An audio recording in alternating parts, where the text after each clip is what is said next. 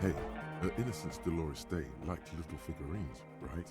Liked holding little men between her fingers, remember?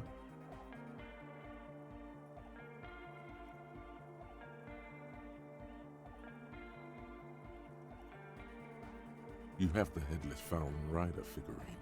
You should give it to her. Win her back.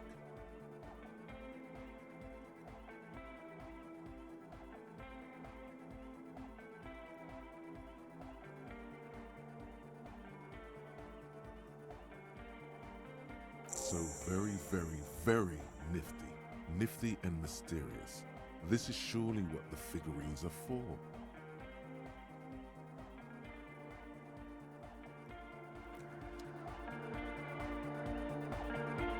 The mother of humanism stands above you, a precious and complex wax painting on a single pane of glass. A crack runs across the length of her body, her face oval and sad. Why?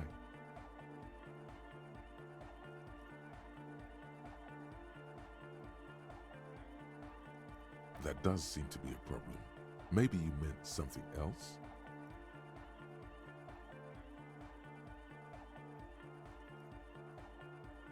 I don't know. What are we thinking of? Part of your mind has gone on to other things already. Only a strange little sadness remains. The mother of humanism towers above you, a wax painting on a cracked pane of glass. Nothing has changed in her expression.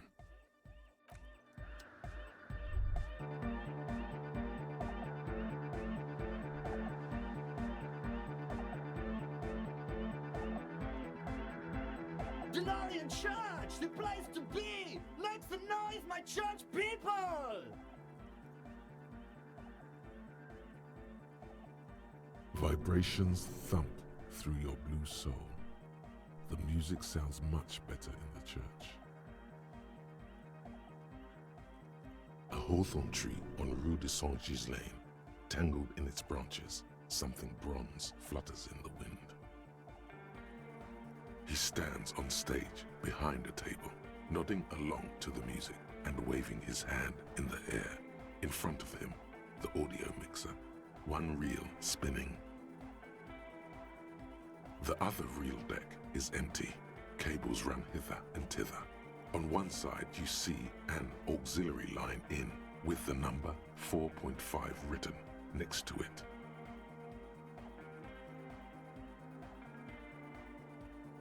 J'adore! God is close by, but maybe he doesn't have good enough ears. Let me turn it up so we can lure him here.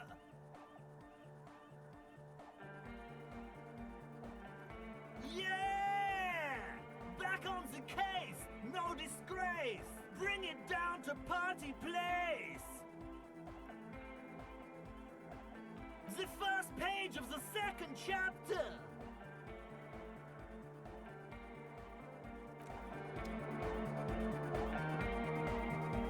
Yes, what is it?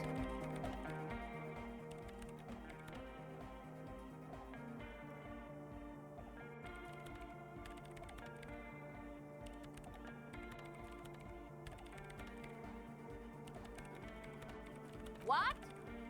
What did you say?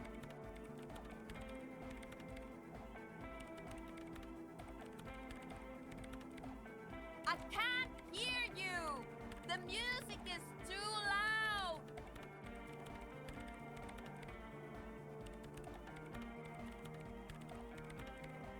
Oh, the project! It's not going well!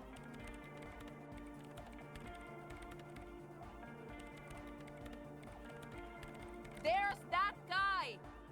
I need him to plug a 3.5 cable into the auxiliary input so that I can route the audio signal through the mixer into the speakers.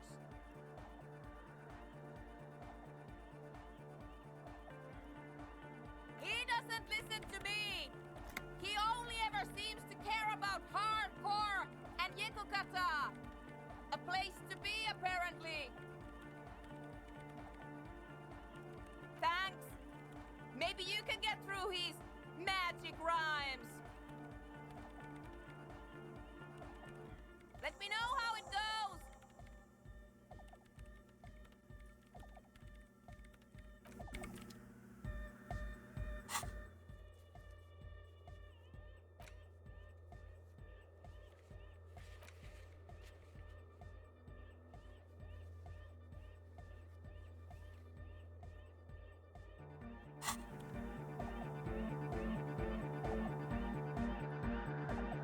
Good morning, comrade!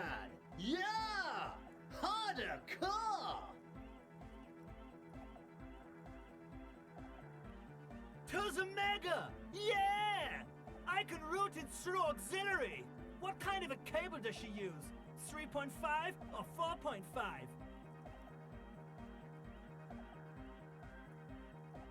Oh, she uses 3.5. Yeah. The auxiliary lining is 4.5 millimeter. These two don't mix. Oh no, we're going to be in this church forever. Don't worry, I have an adapter for it right here. Hang on, this is a 4.5. We're all good, people! Whoa, thank God.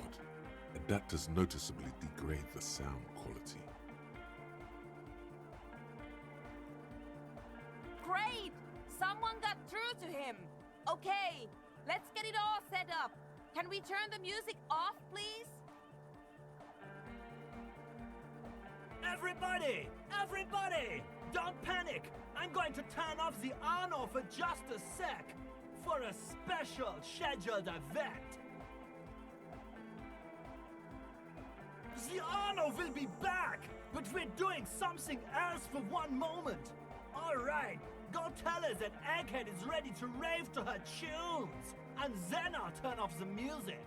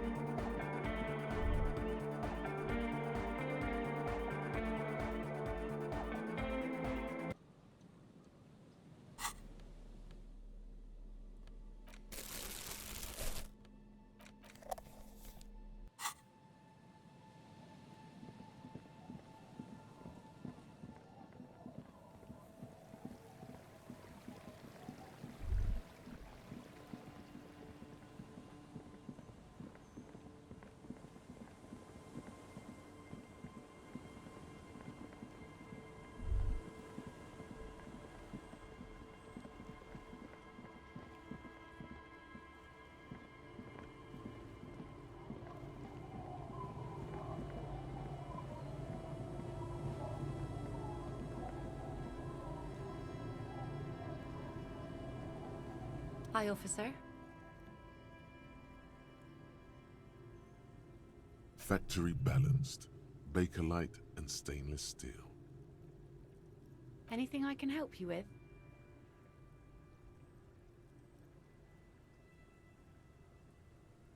The name is Lillian. People call me Netpicker.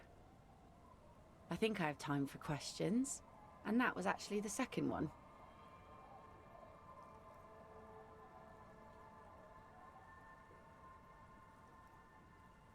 Indeed, you're always confused as to your whereabouts.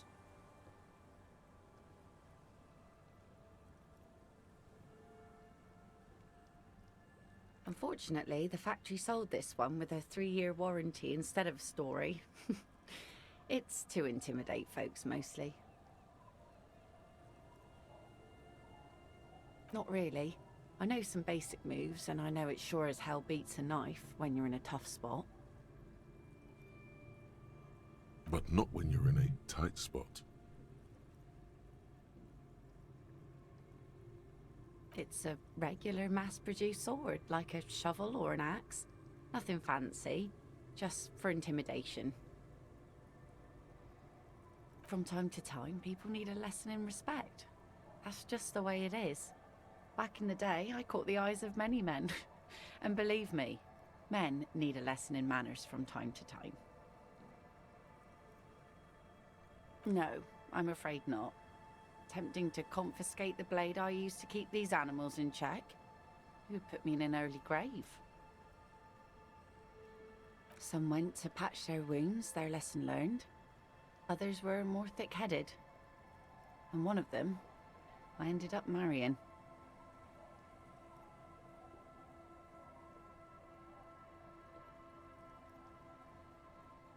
Gone.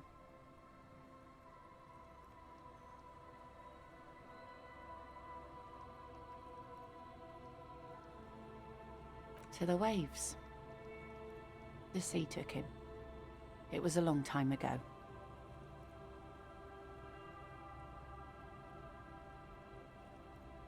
He didn't respect the sea. Went out there, drunk like a skunk, and sure enough, one day the boat was found floating empty.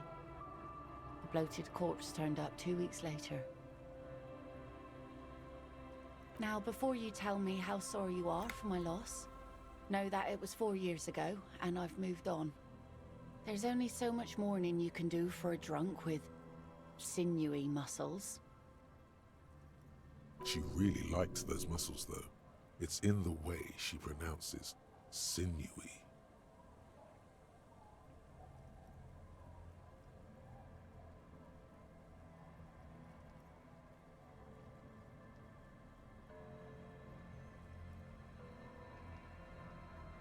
Us working folk don't have the luxury to be bedsick with melancholy. I buried him, mourned for an appropriate amount of time, and went on.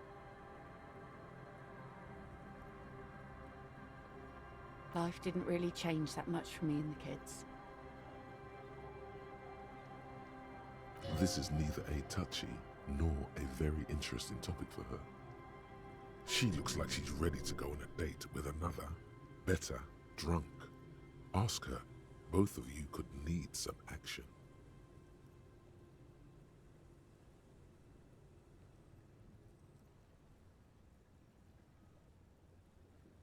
Sure is. The sun, I call her, coated with a fresh layer of tar just yesterday. It'll take some time for it to dry, assuming the sunny days continue.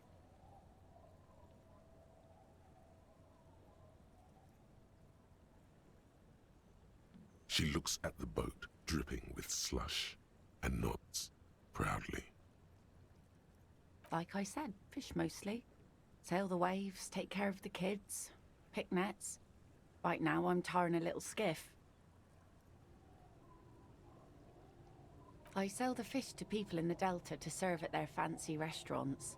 Authentic Insular Indian cuisine. Sometimes I also walk to the beach to see what the sea has given up. The sea is full of surprises.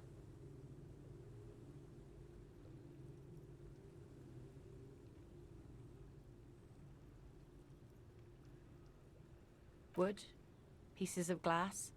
Every once in a while we see dead bodies. Human, animal, fish, other odd sea creatures. A mine washed ashore once.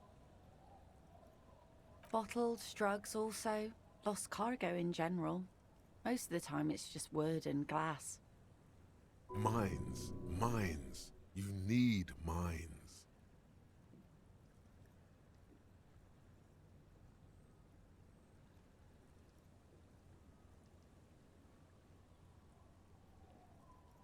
Well, the RCM has to wait for another one, 'cause some army folks came by, took it in the middle of the bay and blew it up.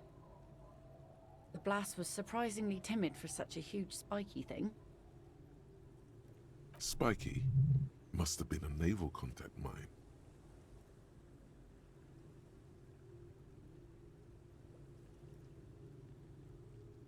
Let's see. Who are you looking for?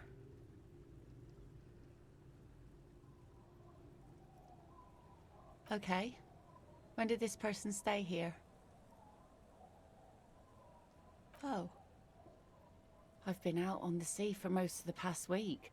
The weather's been good for fishing, so I usually start at 4 in the morning. Yes, that's the optimal time. Got to make the most of the calm. I've been sleeping like a corpse after. The sea really takes its toll. Now I'm just waiting for the wind to settle to get out there again.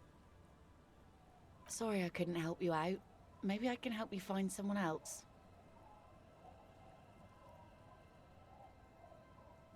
Well, how can I assist you then, officer?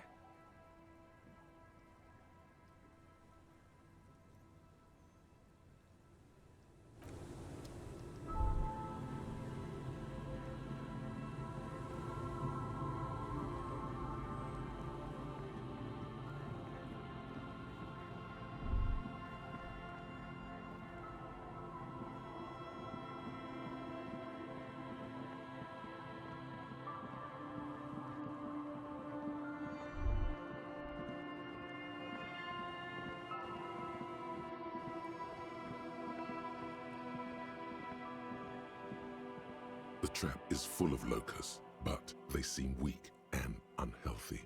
A few lie on their backs with their legs twitching. Still, no phasmid. Poor things.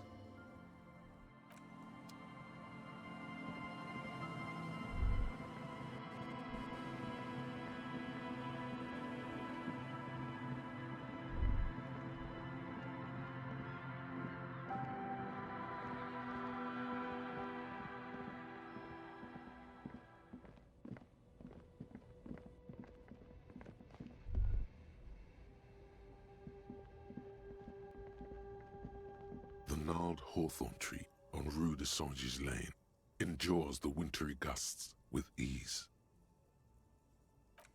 The hawthorn tree is disappointed by your betrayal and psychopathic tendencies. Also, your fist hurts a little. A little? It's awful. The pain surges through your knuckles and then lingers there, slowly pulsating. Smooth move, operator. We done here? The gnarled hawthorn tree on Rue de Saint-Gilles Lane endures the wintry gusts with ease.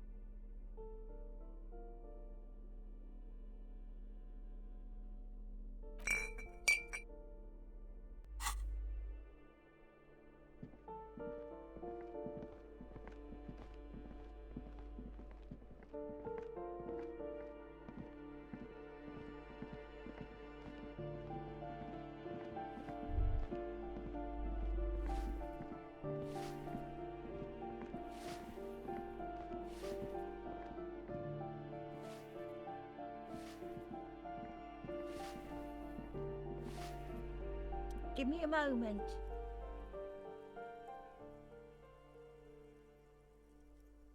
What? No. Nobody tells me anything.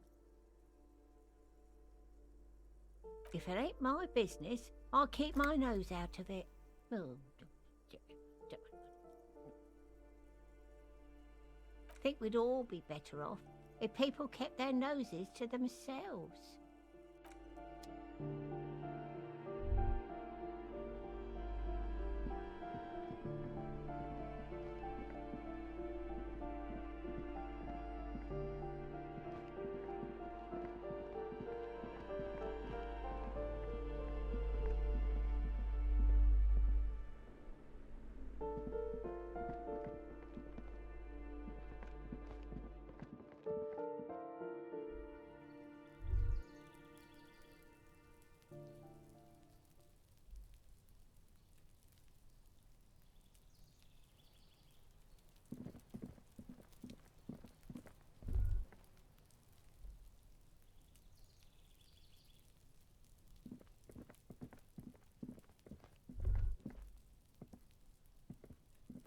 This door is made of metal and appears to be reinforced.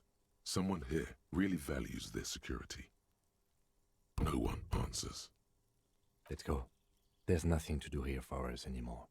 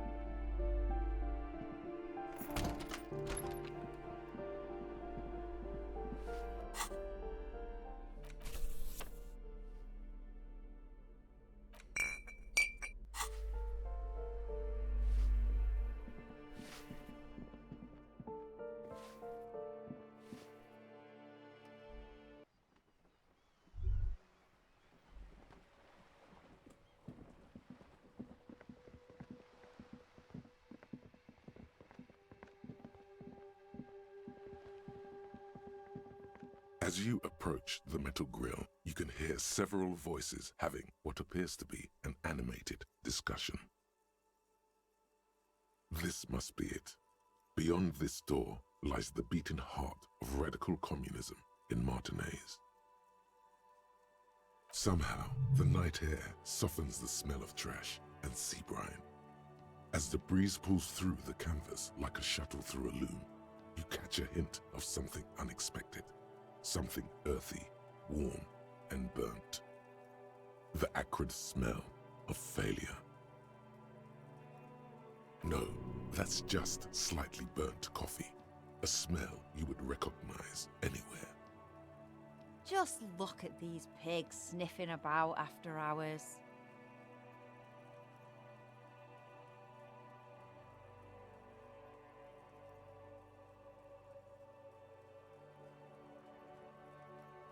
Go ahead and arrest me, officer. I swear I'll go peacefully.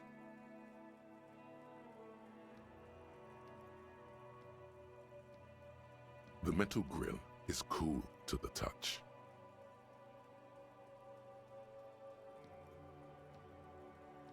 You notice the lieutenant is looking uncustomarily anxious. His posture is rigid. His right hand hovers near the zipper of his jacket. He wants so badly to draw his armistice, but he also doesn't want to draw it. Something's not right here. The equation doesn't quite balance. Which is just to say, we should be prepared for any eventuality. You can make out at least two separate voices. Two voices, both male, approximately early 20s. Careful with those now. I have it. It's going to work. I can feel it. The clang of metal reverberates all along the scaffolding. The voices coming from the other side fall silent. A pair of frightened hares cowering in some dark crevice of their burrow. Who's there? Is that you, Maurice?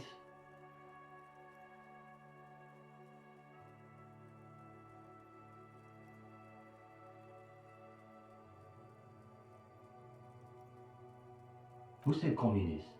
Did we say communist? Get out of here.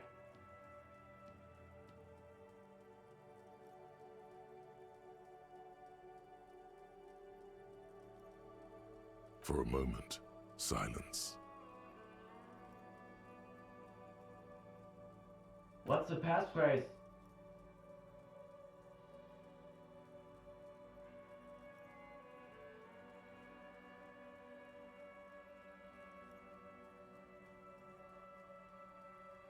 There's no response. You begin to wonder whether they've slipped out some back way. No, they're still there. You can feel them back there. Alright. The key's taped to the back of the door frame. Just make sure you put it back when you're done, or we'll all be locked out. And do watch the concrete. It just kind of falls away, in places. Charmant. After you, detective. Have fun at your underground meeting, pig. Hope it's a blast.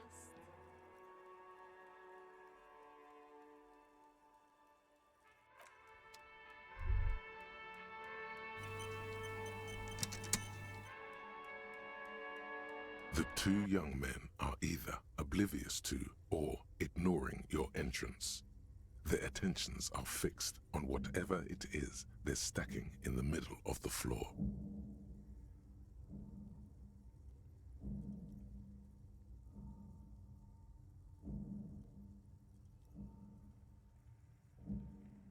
Matchboxes, it appears. I think he's holding Alexis.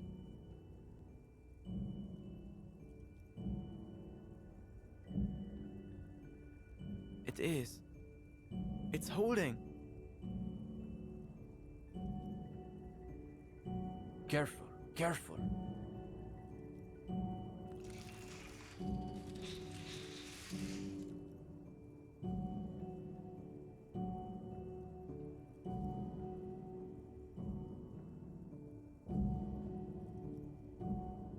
Damn, hardly any difference.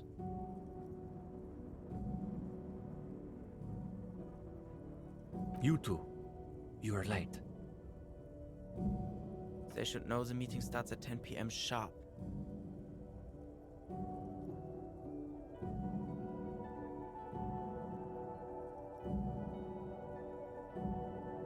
There's a great deal of tension in this young man's shoulders, more than someone his age should bear.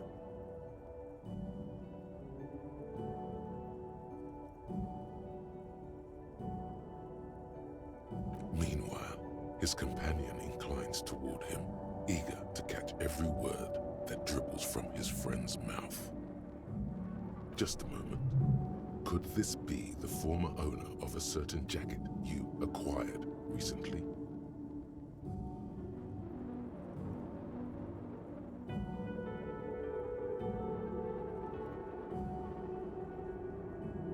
Esteban, isn't that your jacket?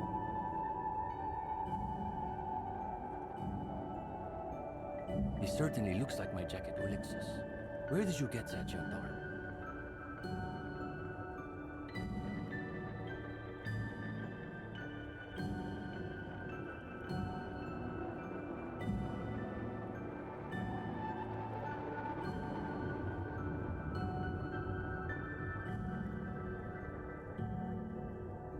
Yeah, I'm sure you did.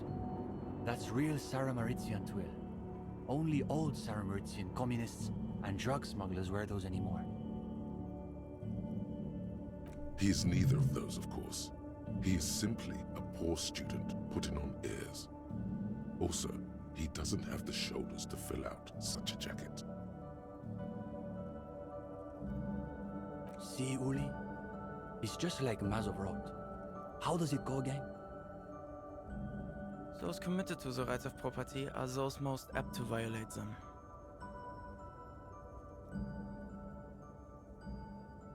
I assumed it was Maurice who broke into my room to play a trick on me. I didn't think I'd actually been raided by the RCM. There is surprise in his voice, naturally. But is that a note of excitement you also detect?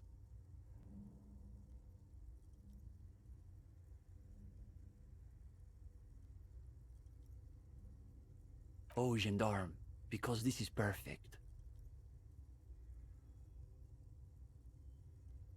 Can you imagine the look on Morris's face when he finds out the RCM has been kicking my door down? He'll shit himself. Positively. And now they've shown up in force to break up our meeting.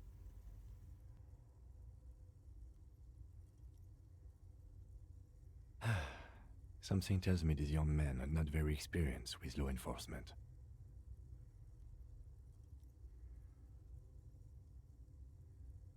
The RCM wants to join us? My partner, of course, is acting in a strictly personal capacity, not as an official representative of the RCM. Interesting. Does that mean you've done the reading? Uh-oh. No one said anything about reading. You'll just have to wing this one.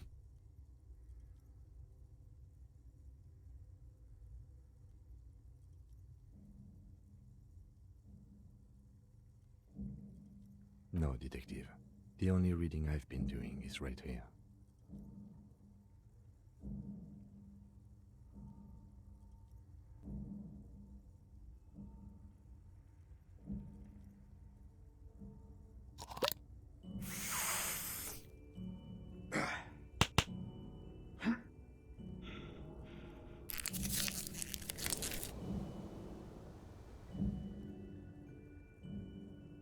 I have not had time to seek out pretentious communist book clubs, nor have I done their reading.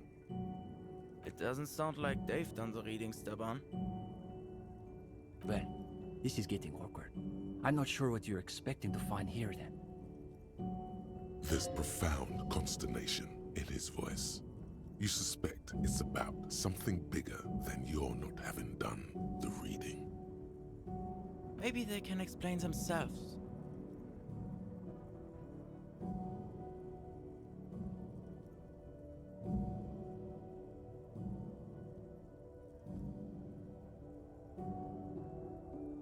In a most generous sense, I would say we're cultivating revolutionary consciousness. Yes, that's probably the best way to describe it. But more specifically, we are running a reading group. The most rigorous and theoretically advanced materialist reading group in Martinez. Comrade Steban is a great discussion leader.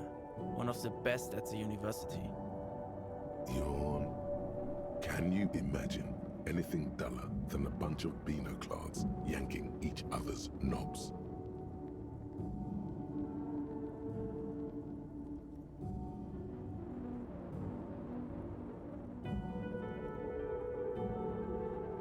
We have been known to get into some spirited debates, but it's always in service of our larger intellectual and ideological project. Precisely. We are not interested in senseless parroting. We like to read critically. Within the contours of Mazovian historical materialism, of course.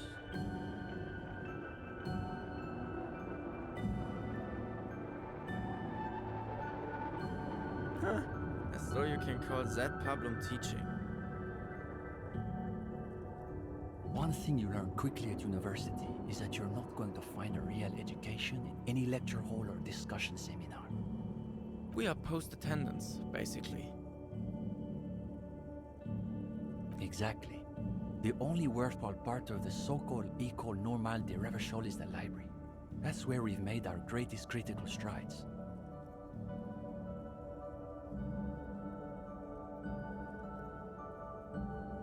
We study all the foundational texts of Masovian theory, of course. Just last week we finished the second volume of Puncher and Watman's Innocence of Capital. Truly extraordinary. And before that we spent 6 weeks on State and Plasm. For some reason, the word plasm catches in your ear like a piece of old wax. Uh-oh. You can feel your attention span rapidly deteriorating. We've also read Wertmüller's The Megastructure of History, and before that, Real and Reality. Hablars une paix infernale. The original Fisdale translation, not that watered-down revisionist garbage. Obviously. But, of course, our special emphasis is on the theories of Ignaz Nilsson and his followers, especially the inframaterialists. You're not familiar with him? It's pretty advanced stuff. You may not be ready for it yet, gendarme.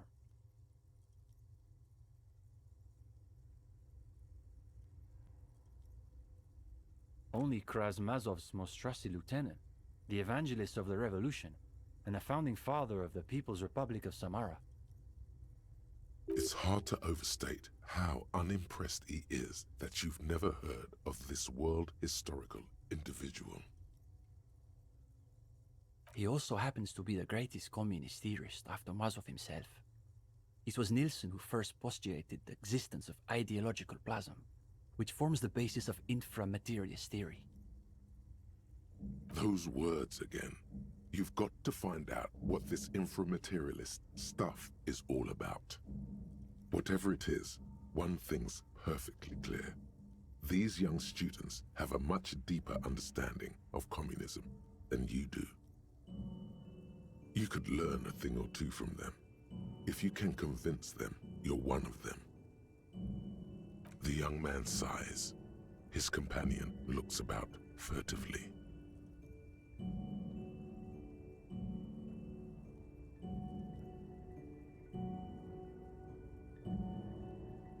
What do you mean? This is the reading group.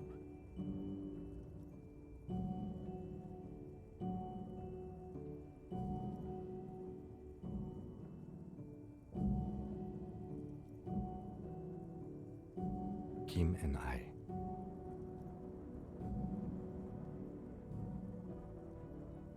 We're in something of a rebuilding phase. Some of our former comrades didn't have the ideological fortitude our work demands. Intellectual attrition is maybe the best way to describe it. Felix said he couldn't keep up with the reading on top of his classwork. And Susanna wanted to read text other than Masovian theory, like novels, if you can believe it.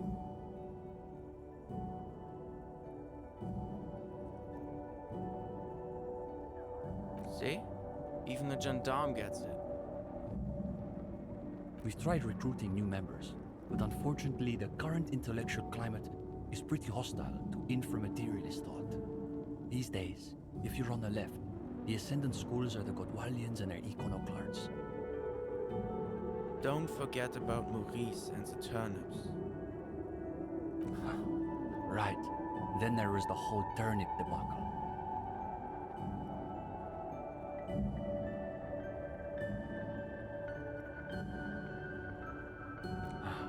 It's an unfortunate story. You see, our ex-comrade Maurice is something of an economist. He's studying macro and microeconomics. Wow, a real intellectual, it sounds like. Right. So a few weeks ago we were discussing the extra physical capabilities of the revolutionary state. And Maurice said, what were his exact words, Ulexis? It was unbelievable. He said, turnips don't care if they are grown by communists, moralists, or Vulcan. They grow just the same. Basically, he was rejecting the whole foundation of inframaterialist theory. Susanna said that he has been hanging out with some non-communists lately.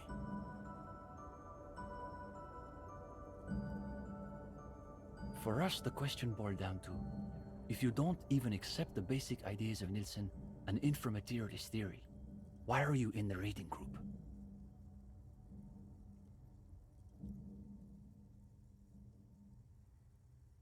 Of course you do. It's pretty basic stuff. Well, it wasn't so much that he was expelled. He just quit coming. We haven't seen him around for weeks. They're the most depressing school of communism. They love writing long books with a patina of Mazovian theory to cover up their cheap psychologizing. A gang of cheap psychologists and intellectual midgets. Typical Gottwalders, in other words. It's okay for Uli to say that, because his dad is from Gottwald.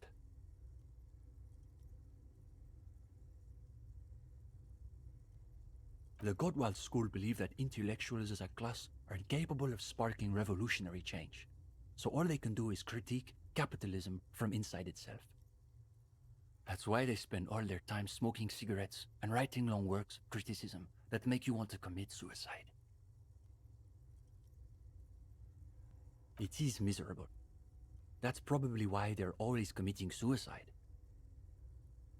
You see, the Gottwald school look like communists. They talk like communists. But scratch the patina and you'll see beneath that they're just depressed liberals who've read too many books. For starters, they love talking about beans.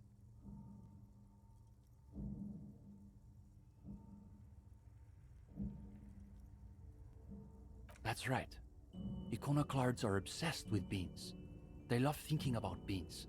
They love counting beans. But most of all, they love building models to predict how many beans there'll be in the future. They're by far the most bean-centric school of communism. Ah yes, the much maligned bean counters, ensconced in their think tanks and high-rises, believing they can save the world through a series of incremental, assiduously technocratic reforms.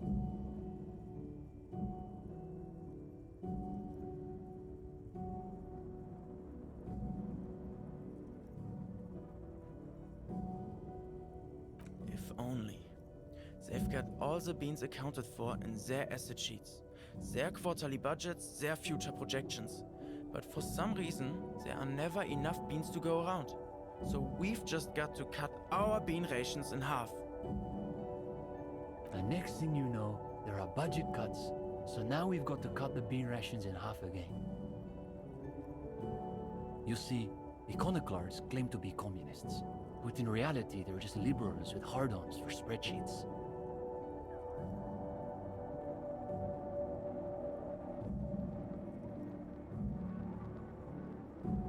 Of course not. The only people who actually call themselves liberals are mouth-foaming reactionaries. Basically indistinguishable from fascists. You'd need an X-ray machine to tell the difference. Cindy is... how to describe her role? Something of an ideological auxiliary, perhaps. Yes, that's exactly how I would put it. And naturally, we support her radical counter-liberal aesthetics. But she refuses to submit an essay, so we can't call her a member of the group per se. That doesn't stop her from using the room for studio space, of course. Go ahead.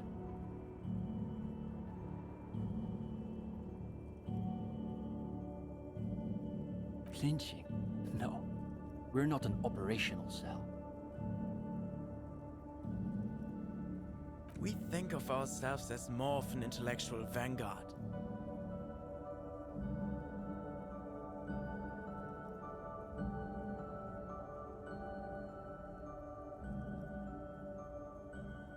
Our stance? What? Does he want to know if the SRV has established a party line on the lynchings in Martinez? Though historically speaking, the SRV has supported direct action against right-wing paramilitary squads, especially when they are doing the Indo-Tribe's dirty work. Good point. So as a provisional matter, I can say we support it. It's not that the boundary between sarcasm and sincerity is porous with these two.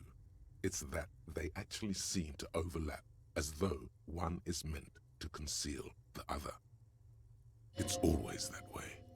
Beneath the crust of irony, there's a molten sincerity that threatens to erupt forth.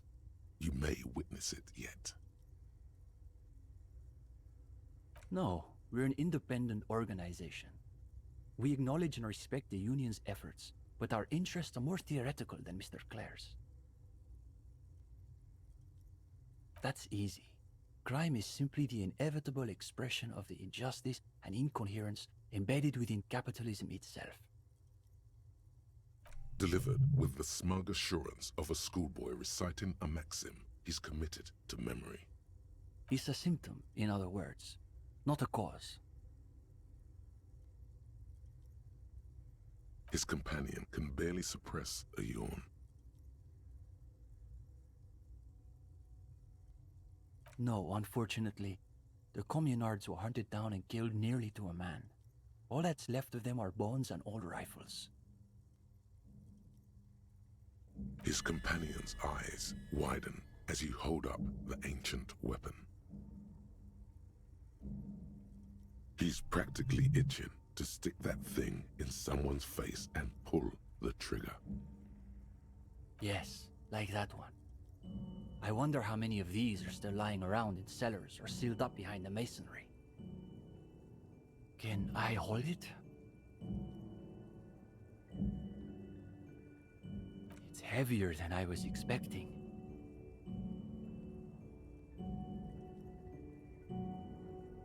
The attitude of a priest bearing one of the holy relics of his faith. Though it is long out of service, its power is evident to him. When he's finished, he returns the rifle to you with a nod of appreciation.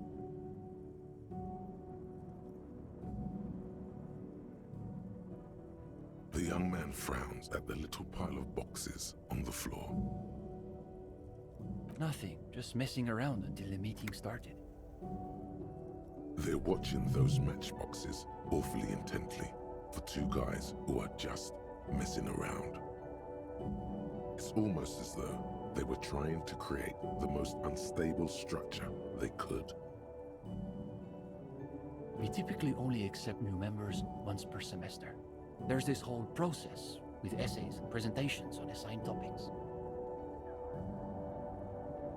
But given that we have some extra seating at the moment, I guess we could be convinced to expedite an application or two. Steban, you can't be serious. For these gendarmes? I am serious. As materialists, we've got to adapt to conditions as they are. Besides, he'll still need to pass the interview portion of the entrance process. Assuming he's even still interested, that is.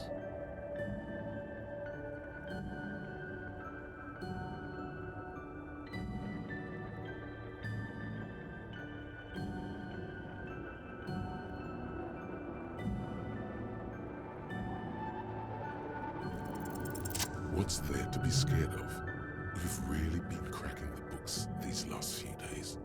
You can go toe to intellectual toe with any reading group in Martinez. Now, chin up. You've got this.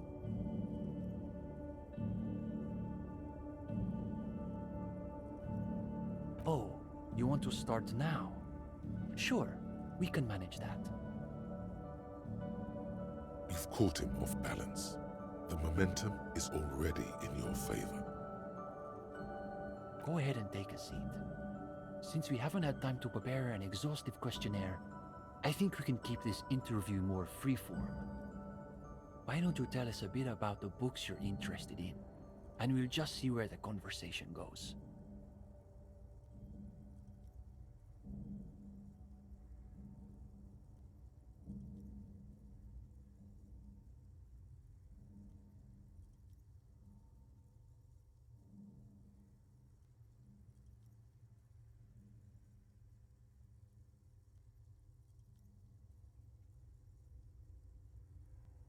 Aha, a real old-school pedestrian materialist. All right, we'll play along. So what sort of practical works are we talking about?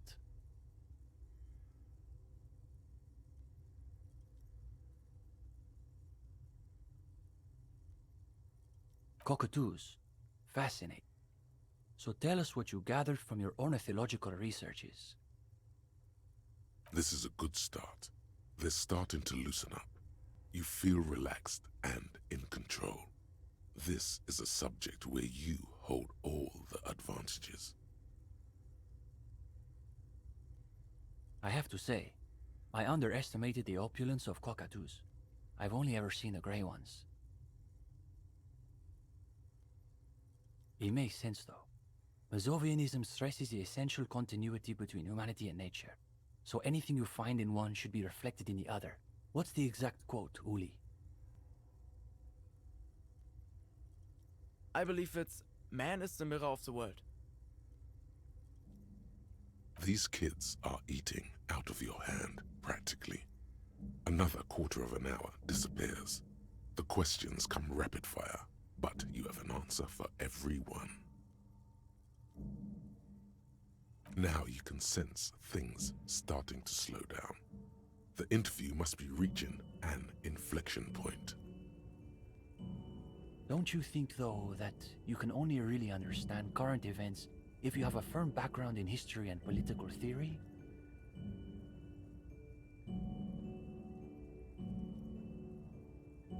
Okay, we'll bite. What sort of stories are we talking about?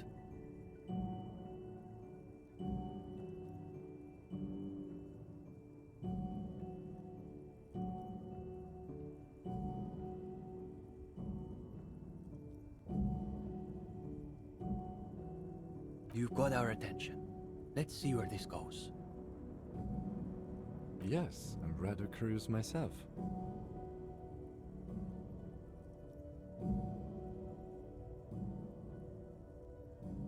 Now you're getting somewhere. These boys aren't even bothering to contain their interest. They want to see how you weave the threads of this story together.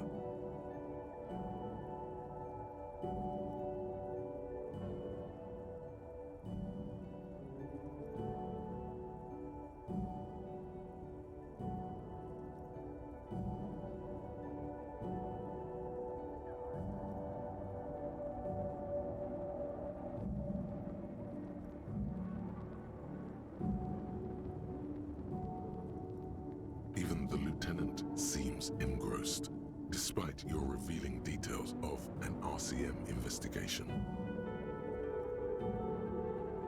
Okay, but when you say he spoke to you, you mean metaphorically, right?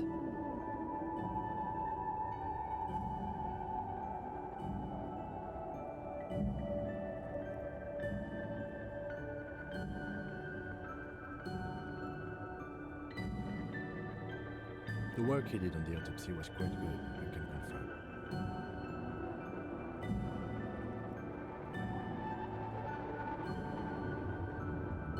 So have you figured out his real identity? Another quarter of an hour disappears. The conversation bounces back and forth. Whatever their pretensions, it's clear these two have been craving something real. Now you can sense things starting to slow down. Time to wrap this tale up.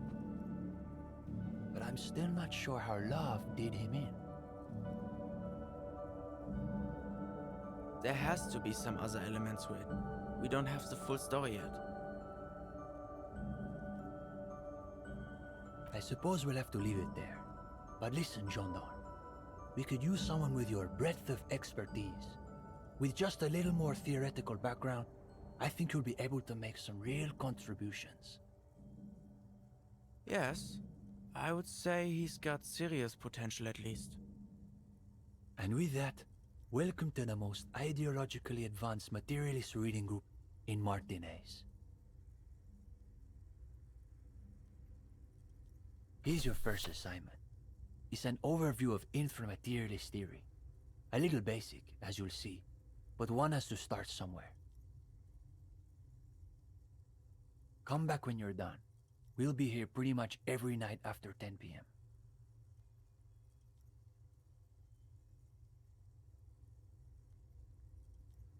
Do be sure to take your time with the reading. We'll be eager to hear your thoughts.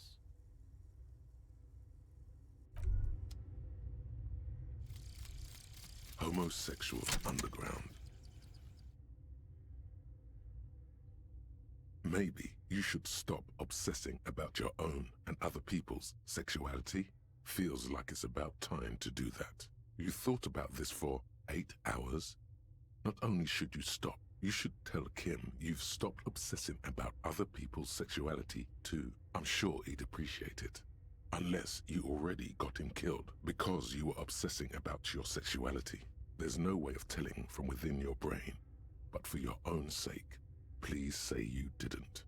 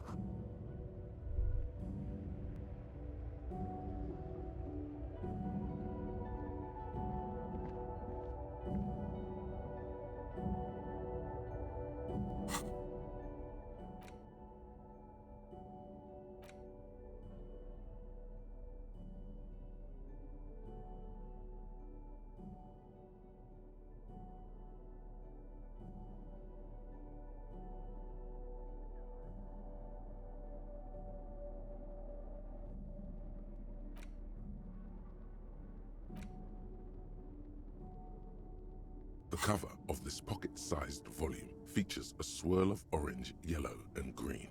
The title, A Brief Look at Inframaterialism, is set in an authoritative yet approachable serif font. No. These are terrible colors. They're like apricots.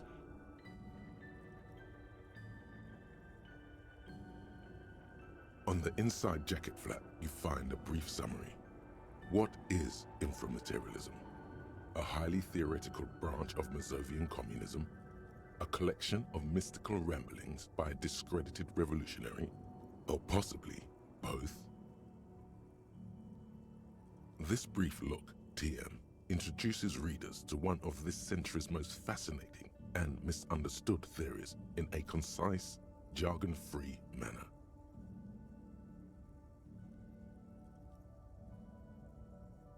You turn to the table of contents.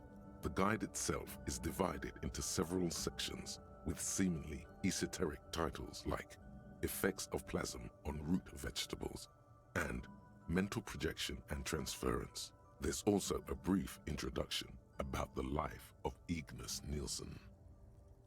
Known to his numerous admirers as the evangelist of the revolution, and to his even more numerous enemies as the apocalyptic Shrike, Ignas Nielsen remains one of the most controversial and fascinating figures to emerge in the years of the anti-centennial revolution, second only to Karamazov himself.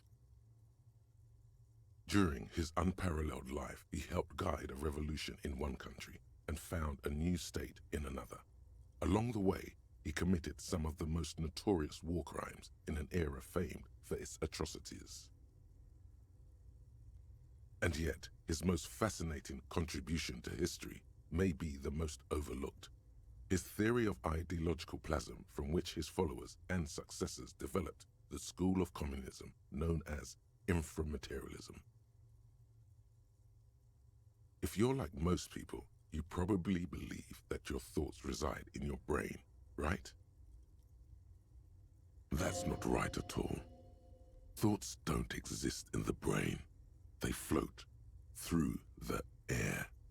Your brain is but a fish swimming through them. Very interesting, and not so far removed from Ingus Nielsen's own theories. As Mazov's devoted comrade and leading theoretician, Nielsen was responsible for developing much of the intellectual foundation of communism. But his interests and speculations were famously wide-ranging.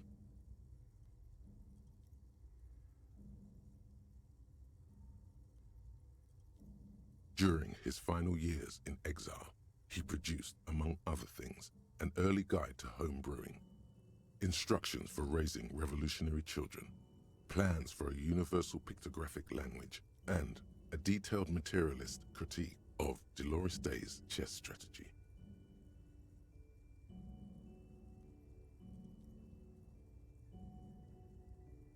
But one subject he returned to time and time again was the fundamental relationship between thoughts and matter.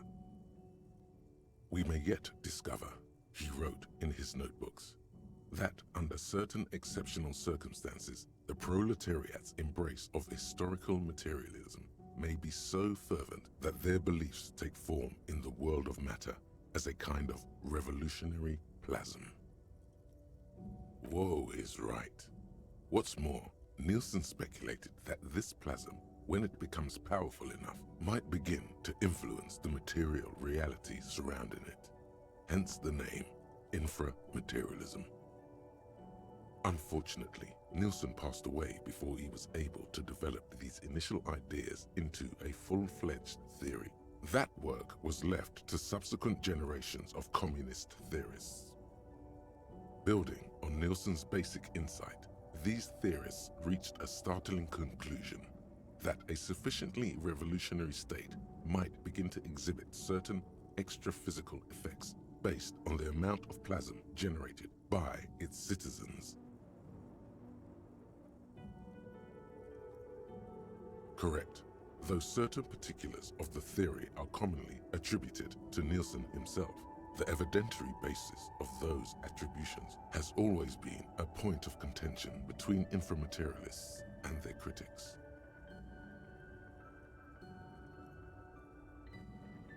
The actual theory is highly technical, but for the purposes of this brief look, TM, that's a fine working definition of the concept. That's because this is absolute idiocy, not even worth engaging with. No, there's something here. You can feel it. Inframaterialists divide the extra-physical effects of the revolutionary state by the level of plasm required to achieve them. At the lowest, or first level, revolutionary plasm is believed to stimulate or invigorate matter without altering its essential properties. To take one example, during the revolutionary period, many communard farmers in Grad reported extraordinary yields of certain root vegetables, most notably turnips. The difference in these yields was simply too great to be accounted for by mere climate or soil conditions. The only reasonable explanation, inframaterialists argue, is the high level of revolutionary plasm emanating from the commune itself. Even today, in parts of the SRV, there are collective farms whose root vegetable yields exceed those thought possible by capitalist agronomists. Who's to say the farmers aren't just cooking the books? Sounds like obvious SRV propaganda.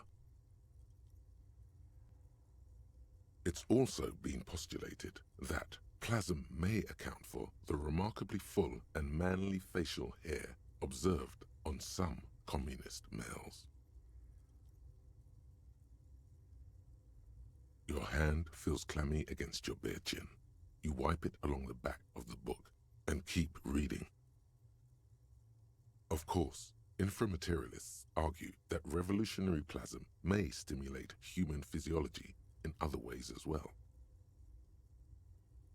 Oh yeah, we're talking about white-hot communist sex, baby.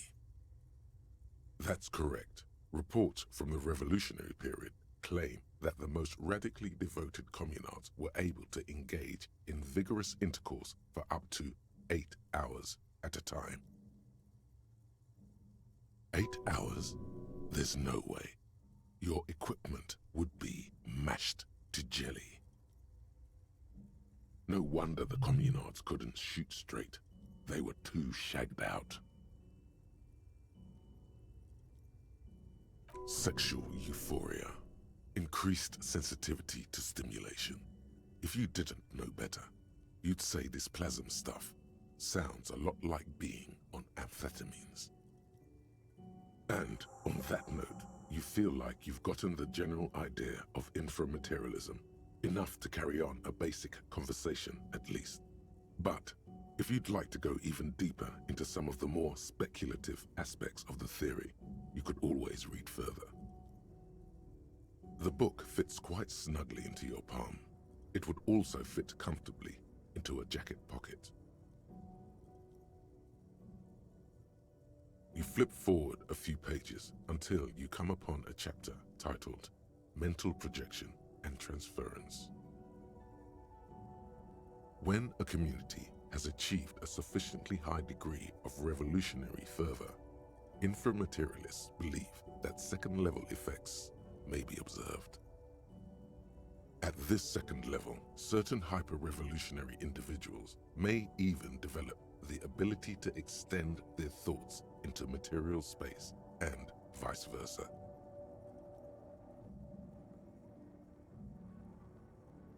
According to inframaterialist theory, yes, under suitably revolutionary conditions, that is. It's become something of a folk legend that during their final meeting, Nielsen and Mazov didn't speak a single word, preferring to sit in silence with their chamomile tea, reading one another's thoughts. One of the minor tragedies of the late revolutionary period is that few reliable accounts survive. Much of what we know of the communards' activities during this period come from memoirs and second-hand accounts, some only written down decades after the fact, and of dubious authenticity. Because plasm has never been directly observed, the exact mechanism behind these effects remains entirely speculative. Why are you getting hung up on mechanisms? Open your mind's aperture just a little wider. You're so close to true understanding. Psst. You know what else lets you feel like you can read minds? Spooky old Pyrrolidon. This should be more than enough for a stimulating discussion. That said, if you're still yearning for more, you must. Everyone knows books save their best parts for the end. You breeze through the next several sections until you arrive at the final chapter, titled A Communism Above Reality. When a society's revolutionary fervor reaches the third and highest level, Inframaterialist theoreticians have postulated that the laws of physics cease to be laws.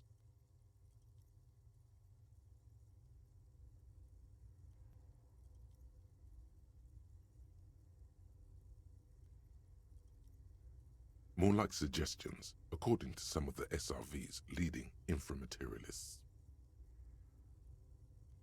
Of course, it's impossible to say what exactly happens under these conditions. No known society has ever achieved the levels of revolutionary enthusiasm the theory seems to require. Some inframaterialists have even argued that it might require more plasm than humanity alone may be capable of producing.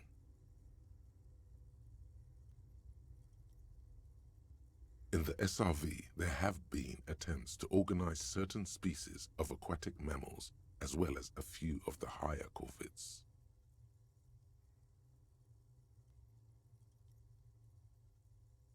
But, as of this writing, only human beings have demonstrated the intellectual capacity for revolutionary communism. There are numerous stories from Samara involving bandits or fascist mercenaries being levitated by farmers from the most ideologically advanced communes. Of course, few of these incidents have ever been rigorously investigated or substantiated.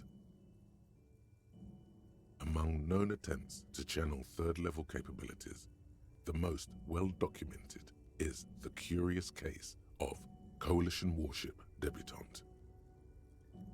It concerns an interesting series of events that took place during the invasion of Revachol. As Coalition forces made landfall, a cadre of Nielsen's most fervent acolytes attempted to compress a Coalition aerostatic with their collective will. According to Communard law, these acolytes positioned themselves at the top of a redoubt just over the bay of Revachol. From that vantage, they proceeded to visualize pinching Coalition warship Debutante between their fingers, a gesture believed to assist in the extra-physical materialization of their thoughts. The acolytes, along with the redoubt, were vaporized in an artillery strike before the process could be completed. Picture the lot of them, all standing with their fingers in the air 1 minute, the next reduced to a bloody mist. It's been said, though, that in the weeks following the battle, the captain of the Debutante noted an increase in incidents of crewmen striking their heads on unexpectedly low bulkheads. Of course, colorful anecdotes only scratch the surface of what inframaterialists believe may be possible in a truly third-level society. Some have theorized that such a society would be fundamentally unrecognizable, lacking many of the institutions we typically take for granted in advanced societies, including organized governments, financial institutions, and law enforcement. Did that book just say there's no place for you in this future?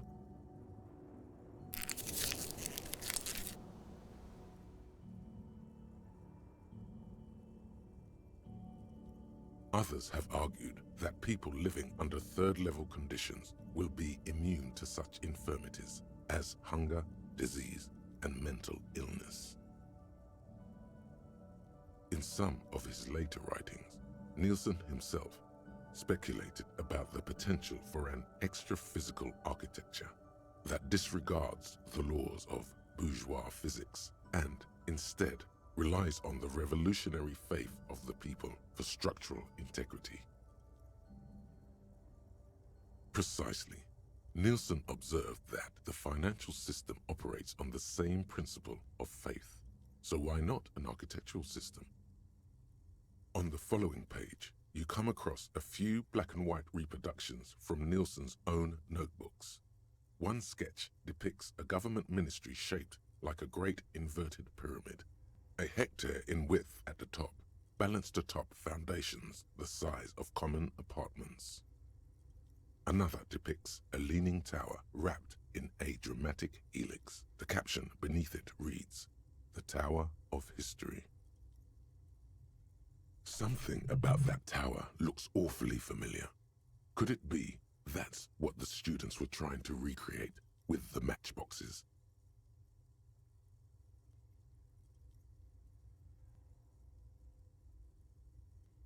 In the corner of one of the reproduced notebook pages, you can make out the following words, written in Nielsen's distinctive slashing script.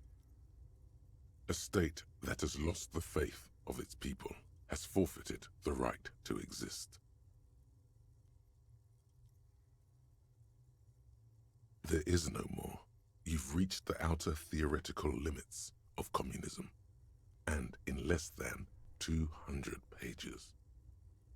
If you'd like to read further, may we recommend a brief look at Occidental architecture?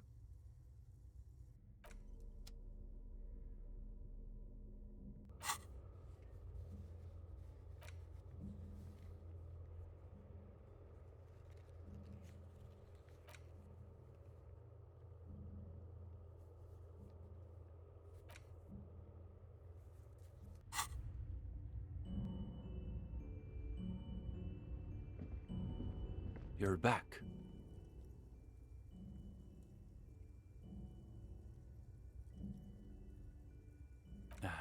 That's Cindy's stuff. She just sort of moved it all in a few months ago. She said if she's going to make truly radical art, she needs a suitably radical workspace. And I don't think she could afford rent at an actual studio.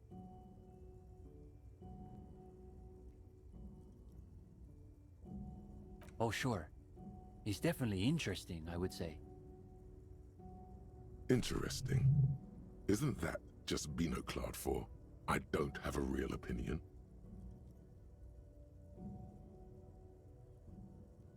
His companion's eyes widen with interest.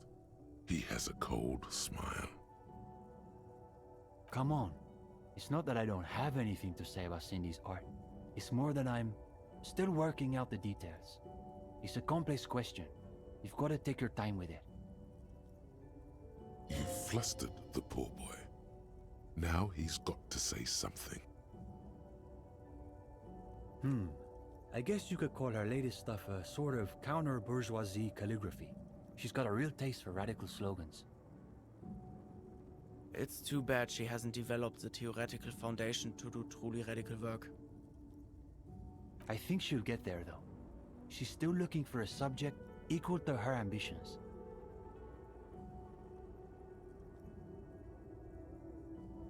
Go ahead. Yes, let's get right to it. His companion leans forward, ready to jump in. They're impressed that you dove right into the most advanced parts of the theory. Half an hour evaporates and the conversation is still wending its way toward new and unexpected places. A cool breeze coming off the bay wraps itself around the Capeside apartments in a nearly forgotten part of that glorified construction site, surrounded by rusted pieces of scaffolding and walls of faded tarpaulin. A detective of the RCM debates the intricacies of an abstruse theory with a pair of university students.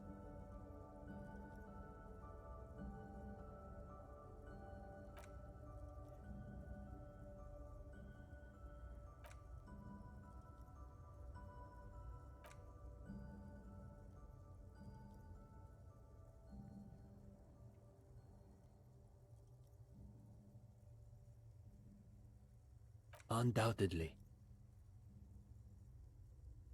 Now the breeze has subsided. All is still except for the last bits of steam rising from the coffee pot.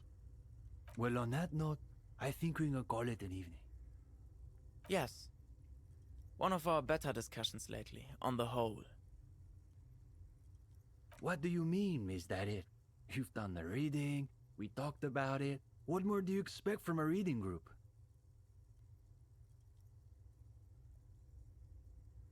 Well, you could always ask, I guess. He probably won't get a better chance. Honestly. But it's getting late, so maybe pick the most important question.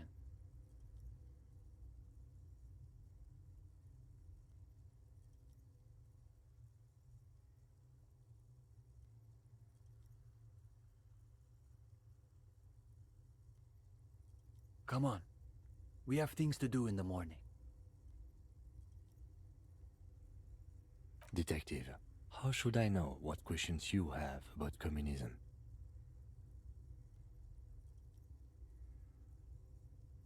He says he doesn't have any questions, Steban. Are you absolutely sure? A communist can't be afraid to ask questions, just because they don't know what the answer might be. In other words, you'll forfeit their respect if you back out now.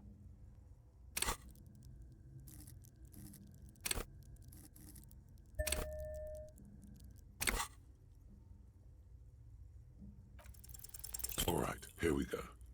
We're devoting all your available brain cells to coming up with a question about communism.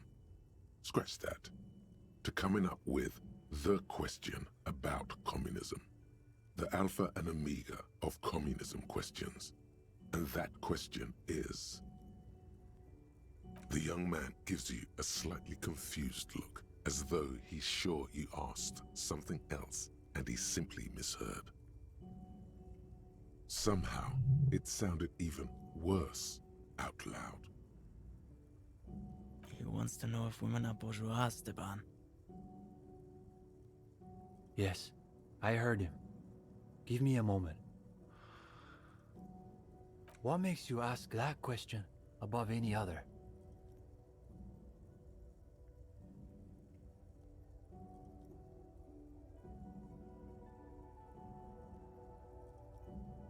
Ah, gendarme. Your problem isn't ideological, it's personal. You ask that question because you're still under the influence of ideology. That's natural. You're like a fish that's only now discovering that her whole life has been dictated by the movements of sea currents. That's what ideology is. It's like there are these invisible forces everywhere, pushing and tugging you this way and that, and you don't even know they're there.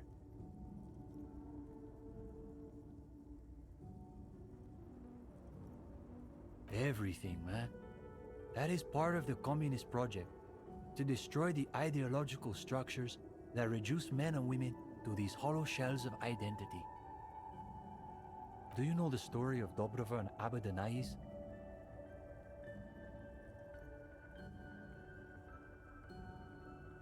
The so-called revolutionary lovers, the dual commissars of revolution in Insulinda. Yulia Dobrova came from Grad. Jean Abadanais was born in Revachol. She was brilliant, charismatic, a revolutionary comet. He was her partner and stabilizer, the planet who kept her in orbit. What became of them, though? There seems to be a blank paragraph in the history books. It's from them we get the notion of dual leadership, the Decomptage, Revachol's truly great contribution to revolutionary thought. I believe it even persists in some form in the RCM, even to this day.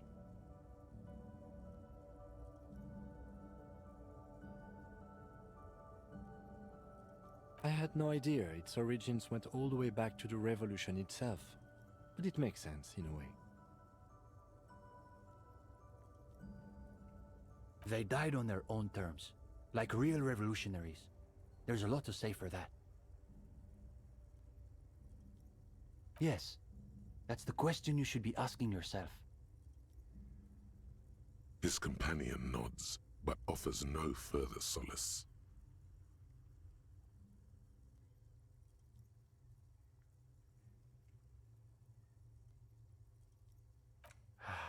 There's more to it than that. People still make their own choices. It's a matter of being aware of what's influencing them. The young man nods, but says nothing. He appears to be distracted by something. He's wrestling with some question of his own. He's lost in his own thoughts. you wonder what silt you've stirred in the bottom of his soul. Of course, the matchboxes. You'd very nearly forgotten to ask about them. Now may be your last chance. So you really did read all the way to the end. Yeah, Uli and I were trying to see whether there was enough plasm between the two of us to hold up a few matchboxes. Saying it out loud makes him realize how foolish it sounds. It was just a little informal experiment. No reason to take it too seriously. The young man looks at you a moment, then at his companion. What could it hurt? All right, let's give it another go.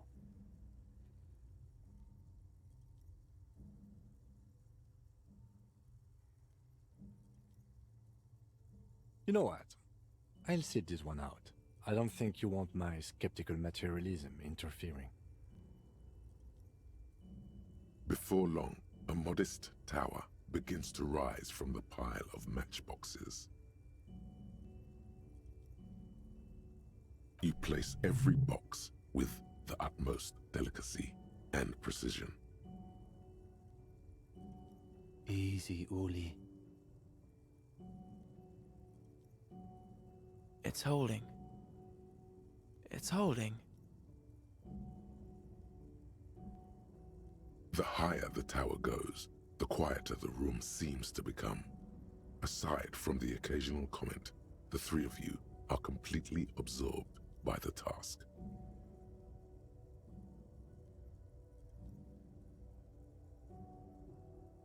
All right, you go next, Stepan. The young man pushes back his shirt sleeves, revealing the pale flesh of his forearms. Is it? He's holding. He's holding. Yes, this is the closest we've ever gotten. It's almost exactly as Nielsen's sketch imagined, a physical manifestation of the dialectical spiral of history.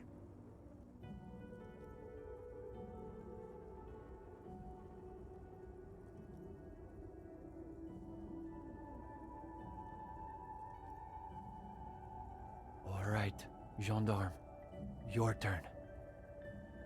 You've got this.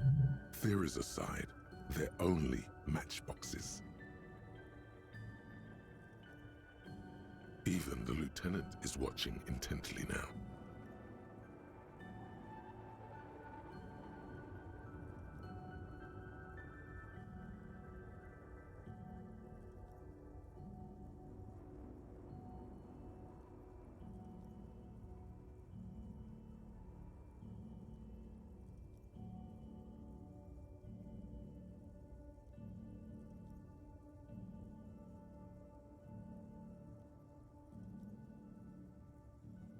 It's...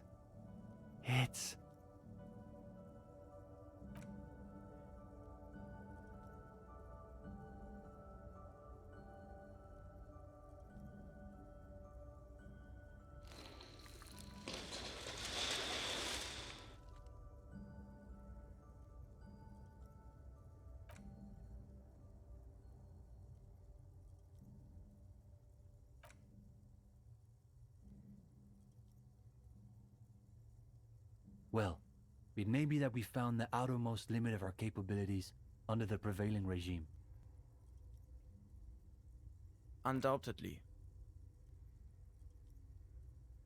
Alternatively, it could be that our own ideological fervor is still insufficient. Yes, the problem is almost certainly your lack of commitment, and not, say, gravity. Harder to believe, but still possible. Either way, that's enough parlor games for one night. Thanks for humoring us. We should probably clean up.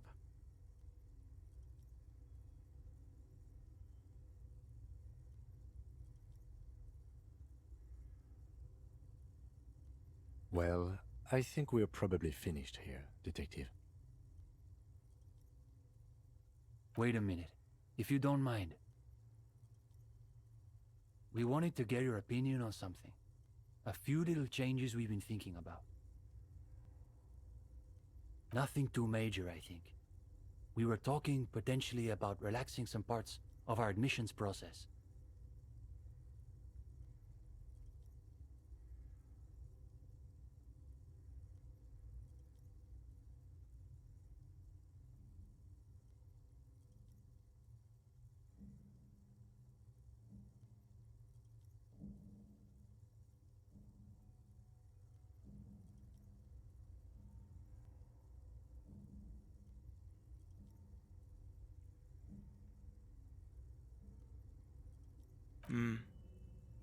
I thought the cloak and dagger routine made us seem more appealing.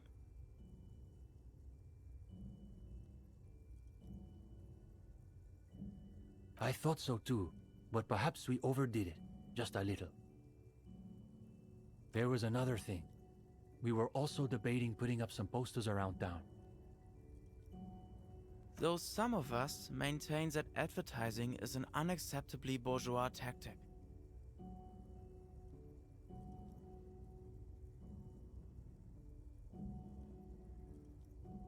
That's exactly what I was thinking. I guess no one could accuse Cindy of having a bourgeois aesthetic.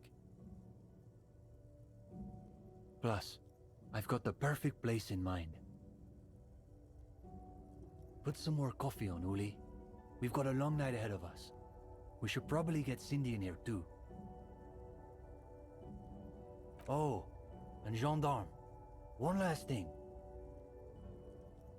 I've been thinking about what you asked before, about women, you know?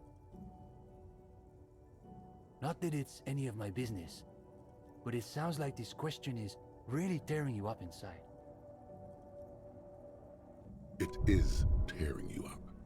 It's like there's a tiny, hateful beast shredding your very soul.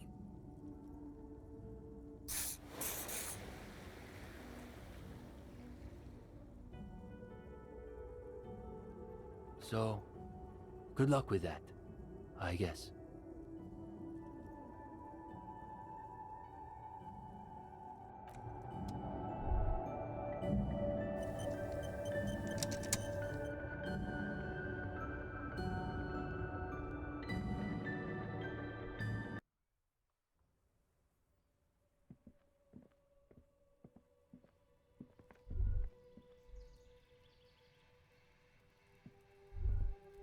Hello again, officers.